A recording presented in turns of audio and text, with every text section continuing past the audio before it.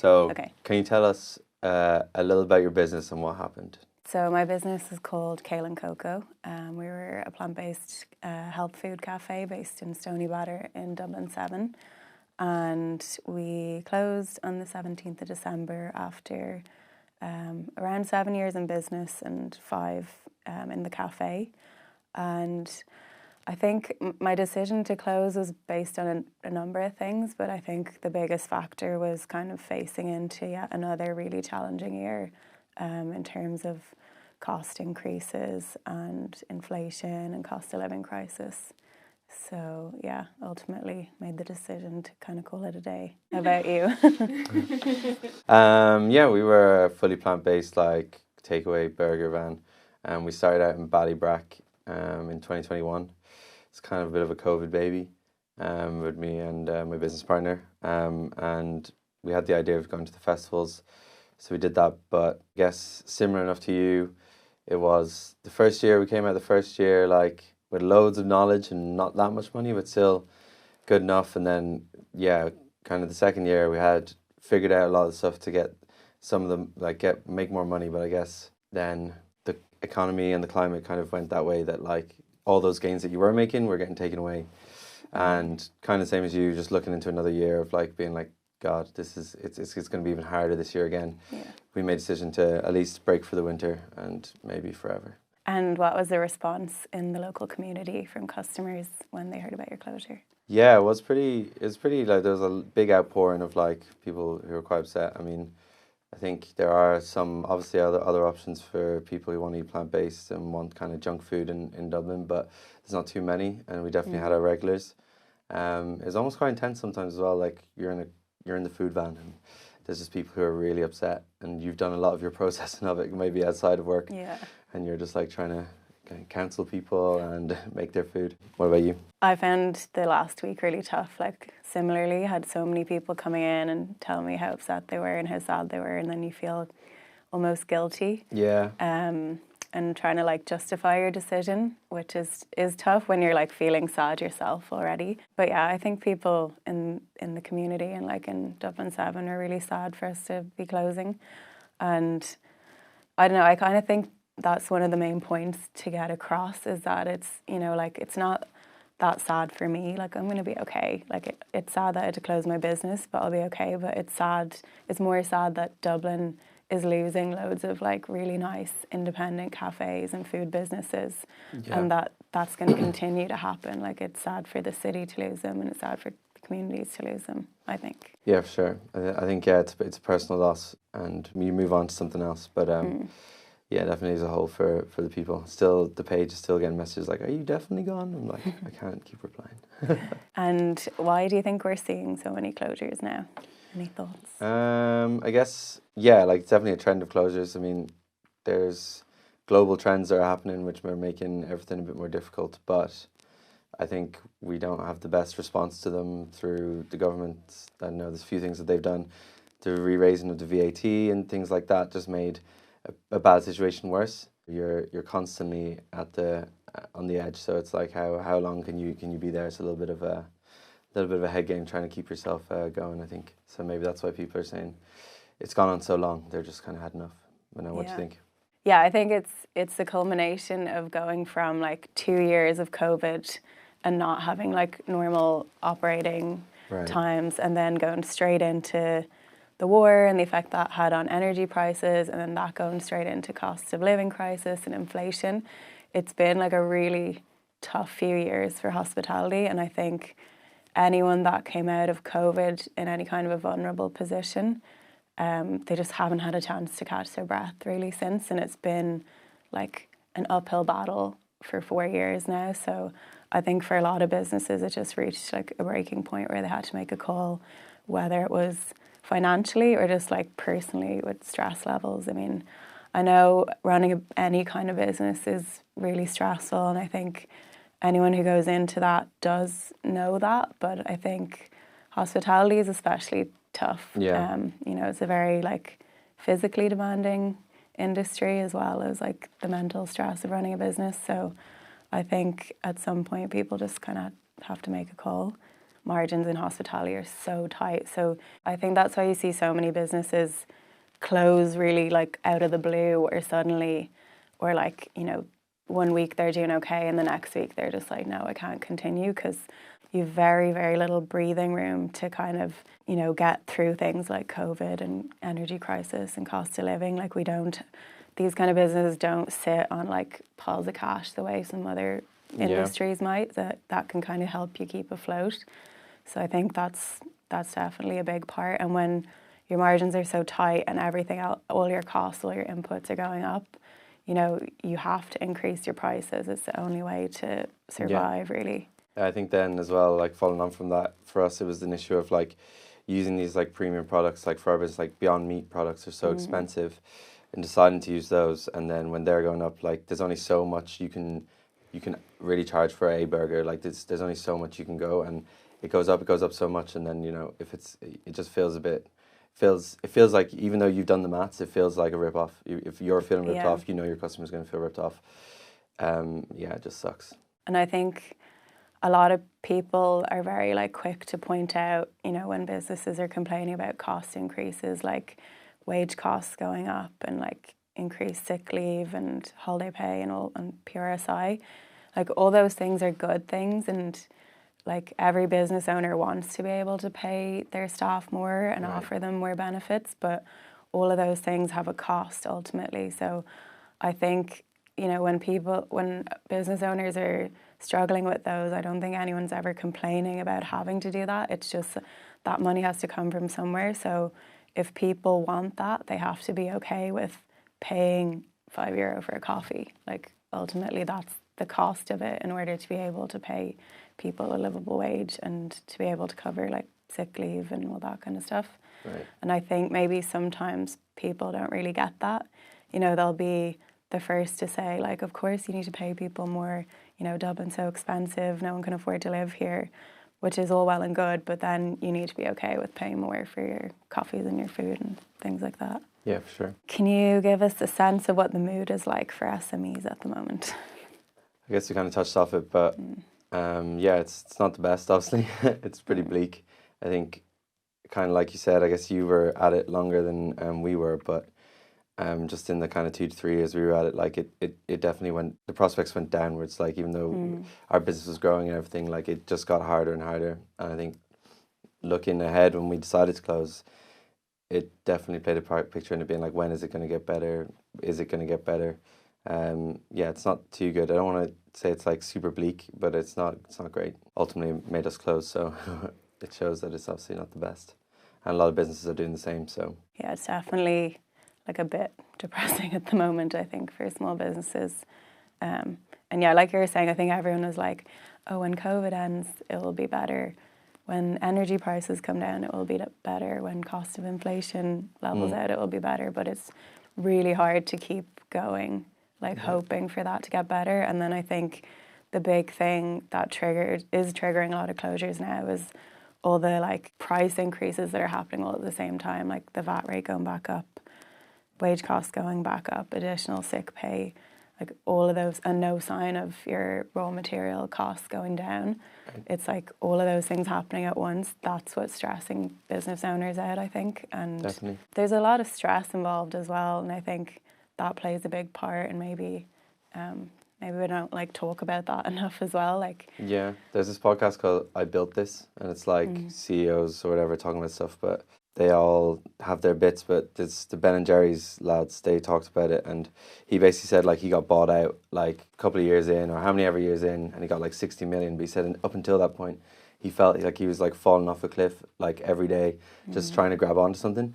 Maybe that's a bit extreme, but it's like, it is like as soon as you accomplish something, like it is just the next thing. Like it's just constantly like that, and time keeps moving forward. You finish something, you should have like written everything down for that thing to make sure the next time you do it, it's better.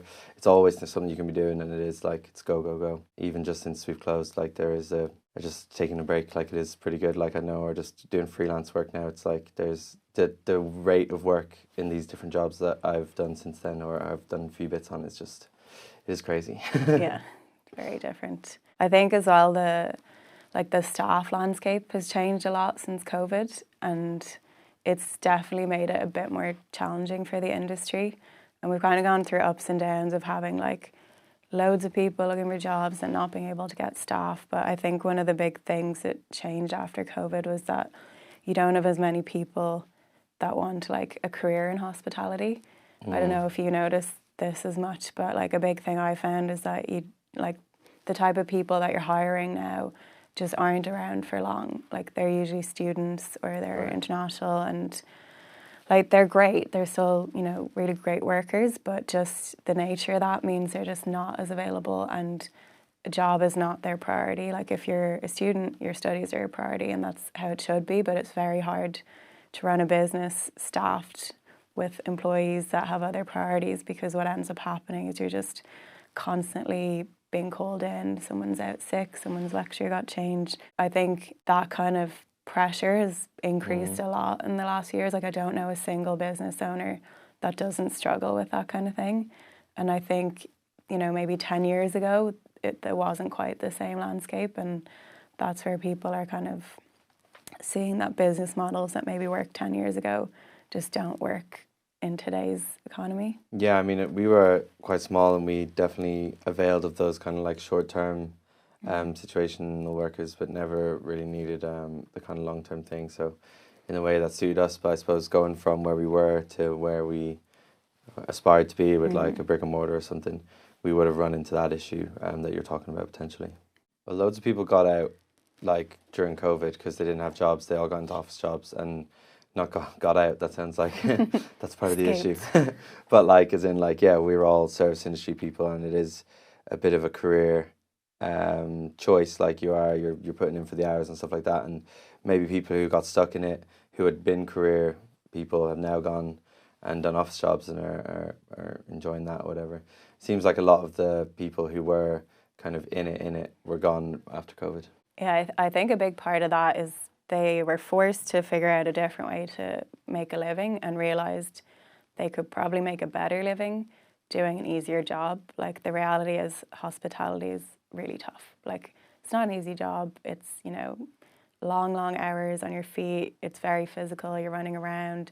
You might be in a hot kitchen. You're dealing with the public all day. Right. And it's not for everyone. And I think maybe before there weren't as many other options. Like I know when I was a teenager in college, like everyone worked in hospitality. All my friends did. That was just the norm. Whereas now I think there's a lot of other career options. Like obviously tech and social media and all that has changed what the job options that people have. So I think, yeah, after COVID, people figured out a different way, and then, yeah, I think people are realizing, you know, hospitality is tough, and then, like historically, the pay's never been great in hospitality. It's always been a kind of minimum wage job, and that's just been the way it has been forever. But I think now people literally can't afford to live in Dublin on those kind of wages. Right. Like I had staff that left purely because they couldn't find somewhere to live, and like they moved to other European cities, and they were messaging me saying they'd love to come back and they'd love to come back and work and they love Dublin, but they literally can't find somewhere to live. Yeah, I mean, that's it. Yeah, I think people are feeling the pinch of the cost of living now, and I know kind of all the market analysis and stuff is saying that's going to come down, but the impact is always a little bit delayed, so we're only feeling the impact of it, you know, in the last couple of months, and you're only starting to see people become really price sensitive. Yeah. Whereas like 2 or 3 months ago, you didn't see that as much. Whereas now, when you can even see it in the media and like on social media, people are just like, can't believe my coffee costs this much. Whereas we didn't have that a few months ago, so I think people are. Yeah. They're obviously like feeling the cost of living increase in other areas, and they just are more conscious of their spending habits then as a result.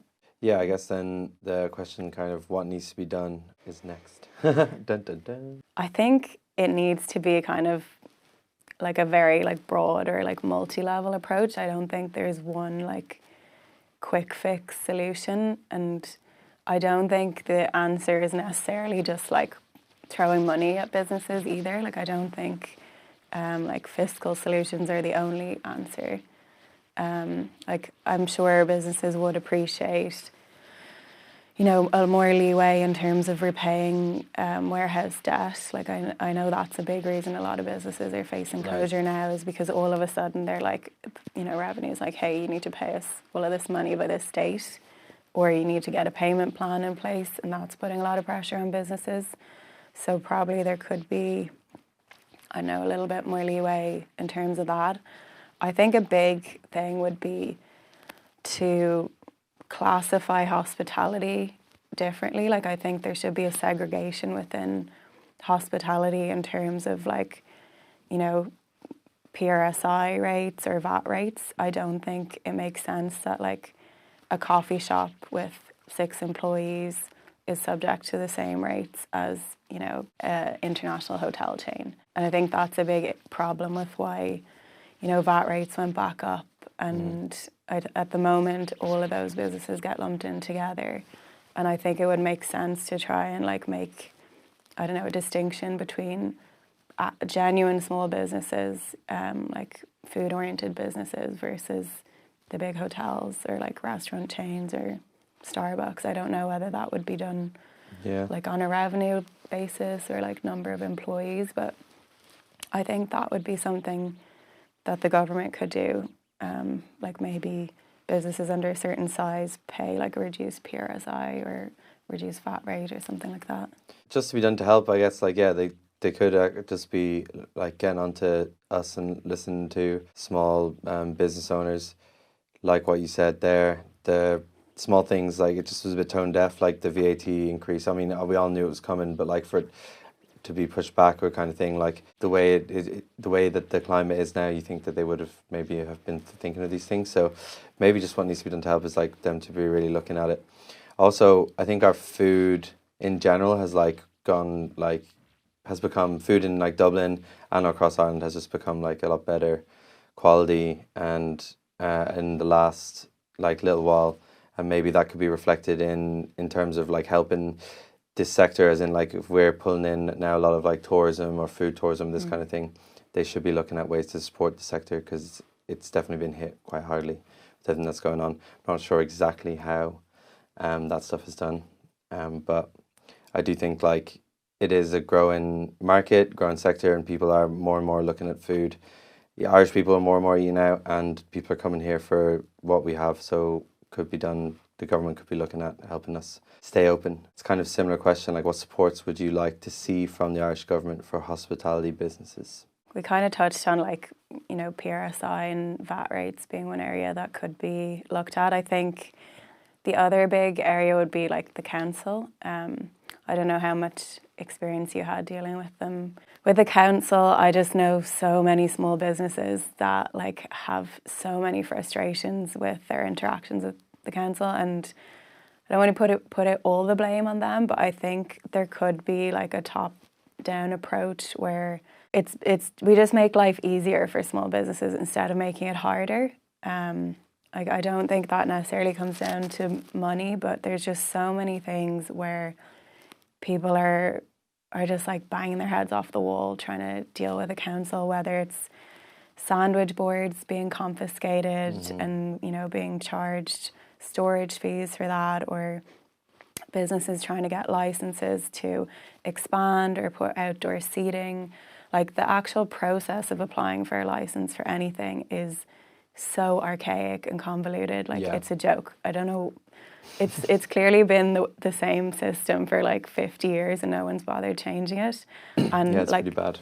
That in itself is just a barrier to doing it in the first place. And I think instead of like charging small businesses who are trying to actually add value to an area, especially like the likes of Dublin City, like if you create outdoor spaces for people to sit and eat, like that's adding value. If you were like creating nice signage to try and attract customers, like you shouldn't be penalised for that. And I think that's a big area where, you know, the government could make a difference. I think if you go to any other European city, like outdoor seating, communal areas, public toilets, all those kind of things are so normal. And we just don't have that in Dublin City. And I think since COVID, the city is kind of like suffering a bit. And there's businesses that used to have 5-day trades that only have 3-day trades now because people are not in offices anymore. And I feel like the council could be doing more to get people back into the city and make it a nicer space to be in. You know, I've had so many, like, I don't know, hour-long phone calls where I'm on hold or like having to pester the council just to pick up litter outside my cafe that I end up doing it myself. Like, I've had to pick up, you know, human excrement myself, and I'm not the only business owner that's had to do that, but to do it on multiple occasions, that shouldn't be my job. You know, like, businesses are paying rates to the council for a reason.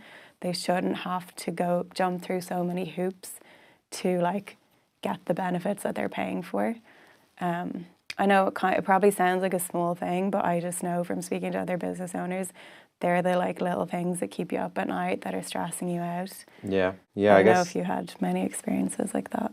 I think, well, definitely around like, the council are notoriously difficult to do anything with, and I've had those experiences. I think in terms of my business and the model we were having, where we were like a food van, obviously that was kind of new to Ireland during COVID, and there hasn't been any attempt to kind of legislate for that being a new thing in Ireland. Like, a lot of the spaces that we occupied were given to us as in food vans, because it was COVID and development had stopped. What's happening here?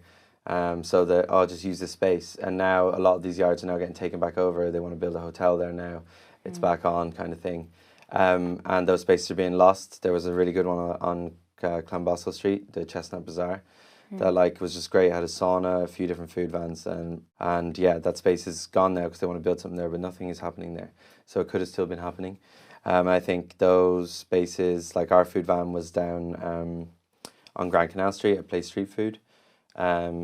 And we also suffered with the idea of, you know, people not coming back into the office. Yeah, I like your suggestion of trying to make the city a nice place so people are just kind of around it anyway.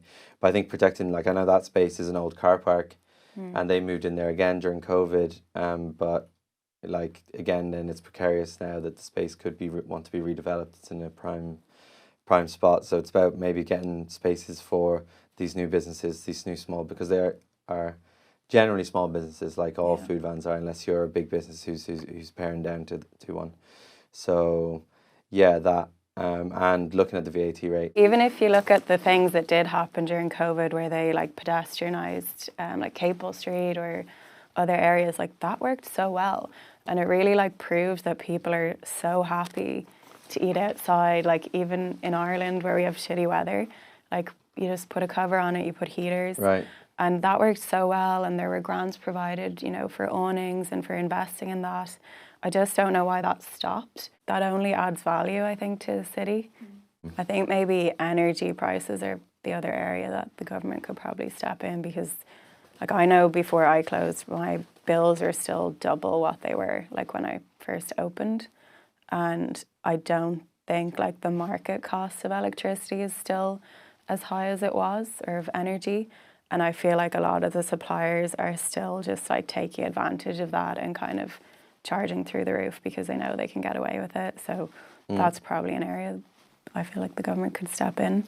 Yeah, the local enterprise offices as well. I guess we were directed to them quite a lot when you spend ages filling out applications, and then they're just like, oh, no, like, this isn't for you. Like, it's for like people who want to make a product or this type of stuff. It's developing that way.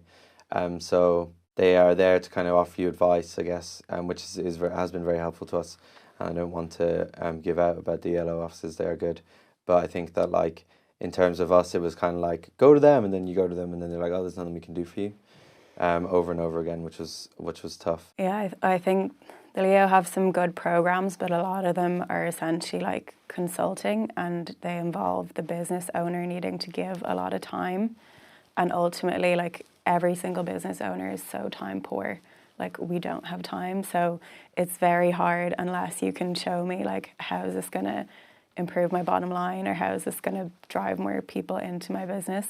It's very hard to justify that, so there probably could be a different approach into the kind of supports that they provide for small businesses, and maybe, like, being conscious of the fact of how time poor they are, and how ultimately, like, our margin is so tight, we need help that's going to impact the bottom line ultimately. Yeah. I don't know if you found that, but so many of the the programs I'd look into, and I'm just like, I don't have the time to commit to this. Yeah, or it's like, we'll give you 5,000 if you invest 5,000 in like tech in your company, and I'm like, I'm a food van. Yeah, like, I don't need lots of singing, all laptops or I don't know dancing what. website. Like, yeah, so it's kind of, like the website one again, but it's like it's not necessarily exactly where I need to put this money.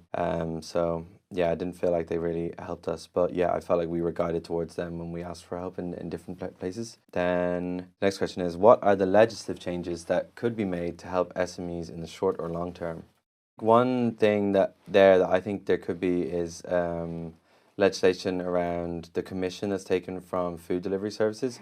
It's basically gone up to like 30% now. So everything you make, if you put on there, that's 30%. I'm not saying they definitely do have a place in like the modern way of everything, and like a lot of your business would be going through them, but some legislation needs to go around there because it's even insane. It's insane. If your bottom line is your product is like €10, there's like €3 going to them to that, so then you've got to put up €3 just to make the money that you had calculated. Very simple maths there, but it's like, it just shows that like they're taking a huge amount of the cash for just not that much. I think that's something people don't know about, but every single delivery service does it, and nowadays I just don't think businesses have the option really to not be you have to. on delivery. Like, it's just become an expectation that you have delivery service, and then if you're on one and not on the other, people are complaining that you're not on this one, and they essentially have like a monopoly on the market. And they take 30% minimum, like, unless you're doing insane volumes and can negotiate a bit better. But I think that's something that's become really tough for businesses, that like, if 50 or 60% of your revenue is coming from delivery services, that's like a huge chunk of your profits that you're giving away essentially. And they don't provide much support for their restaurants. I think it's very well known they don't provide any support for their riders, and they're just like taking all this profits for themselves, and we don't see that reflected in the service at all. At all. Or you have customers calling you saying, my food didn't arrive, and you're like, I literally can't do anything. Like, once it leaves your restaurant, you have no control over it, but still you bear all the burden of it. And say if their driver, this is a crazy one, their driver doesn't arrive, so you make the food, it says he's coming, he's not there, you call them up, they're like, okay, we're sending another rider, we'll give you 50% for that food. They won't even give you the full money for the order that you made, even their fault. They only pay you 50% on that food that you made.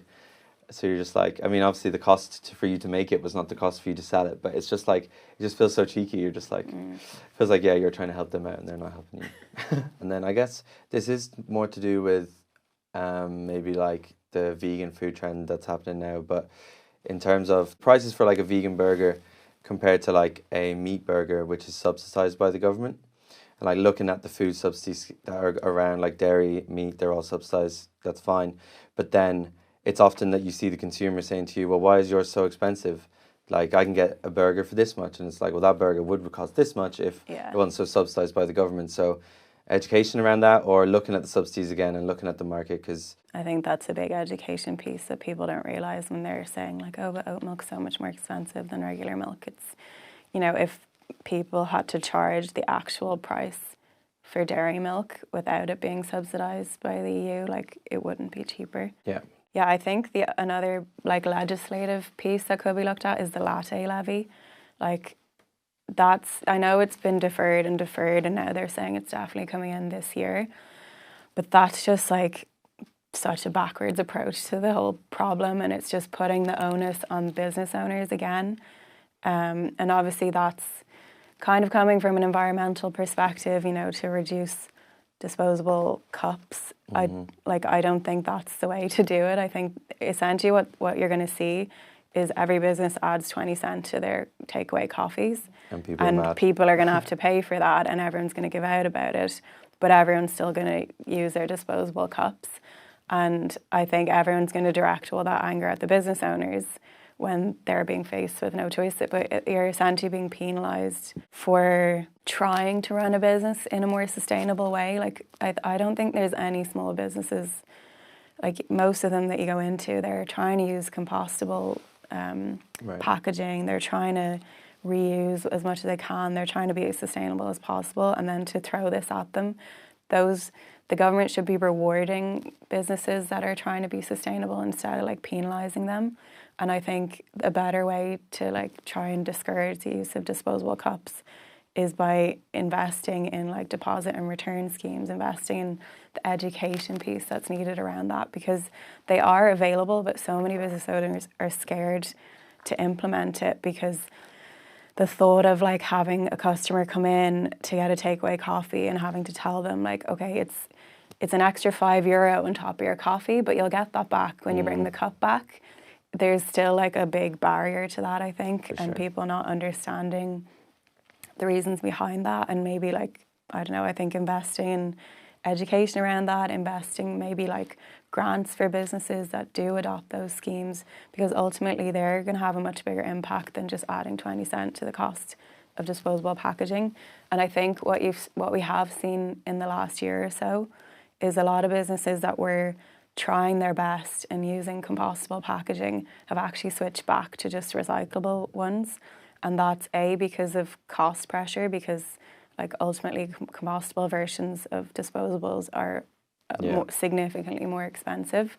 And then the other piece is that I don't think people have a lot of faith that waste in Ireland is being like processed correctly anyway, where like you don't really know that if you hand your customer a compostable cup, are they going to put it in a bin where it's being appropriately separated and going to the right places.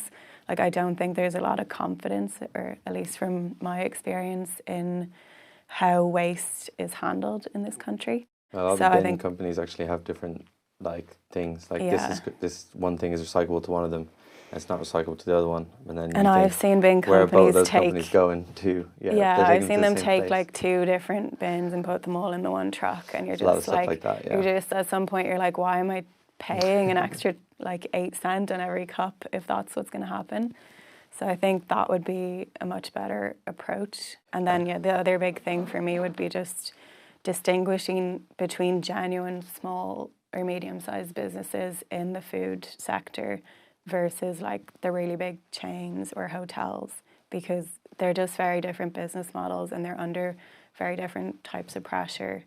And I think that should be reflected in terms of like the taxes they pay, like whether it's VAT or PRSI, and the supports that are given. So vote us into government and we'll sort it out. Yeah, so last question, would you ever get into business again? Maybe, I don't know. It's definitely stressful, but like it kind of suits me, I guess, in a lot of different ways. And I guess, probably. I can see myself in business again, but with food is not necessarily a definite. What about yourself? Yes, I think I would. I kind of feel like once you're an entrepreneur, you'll always have that in you. And I think I'll definitely end up starting a business again at some point. And I would think probably I'll take a little bit of a break. Whether it would be in hospitality again, I'd be a lot more unsure of. I think I'd have to see like a change in the landscape to really have the energy for it again. And I honestly have just so much respect for people that work in hospitality after, doing 6 or 7 years in there. Like, it's one of the hardest working industries out there. And I really think the people that stick with it and that are doing it, they really, really love it. And they're so passionate about it because, there's not a huge amount of rewards for that kind of job. So you have to really love it. So I have a huge amount of respect, but I wouldn't be in a rush, I think, to go back into that industry. Yeah, I think similarly, I think it's not a definite no. It's just that it's now knowing the real cost of doing it. You want to make sure now that I guess I was a bit naive going into it maybe in the beginning, and I think going back into that type of business in this climate is a definite you'd be really looking at it. But definitely if it changed, I'm not saying no, and I think it's hard to get the rewards out of it, but especially if you love it, it is very rewarding. So you just got to make sure, like you said, that you love it so you can get the rewards out of it, because the second the passion goes, it's just like an uphill slog for sure. I always say to people, it's the toughest job I've ever had, but also the most rewarding, because you are working super long hours and it's stressful and high pressure, but there's very few jobs where you kind of get that immediate feedback from people, you know, in real time when you're like handing them your service or your product. So I think that's a big appeal for people, is that, you know, you get to meet your customers every day, you get to see the smile on their face when you hand them their coffee or you bring their food down to them, or like they tell you how good it is or how much they enjoyed it, or when you see people really like get what you were trying to create. There's not like that many industries where you get that amount of like direct feedback in real time, so I think that makes it really, really rewarding. And the people as well, like I'm sure you're the same, like in the hospitality industry, I've just met some of the loveliest people, like other business owners, people that have worked for me, people I've worked with. Yeah, really, really rewarding but tough.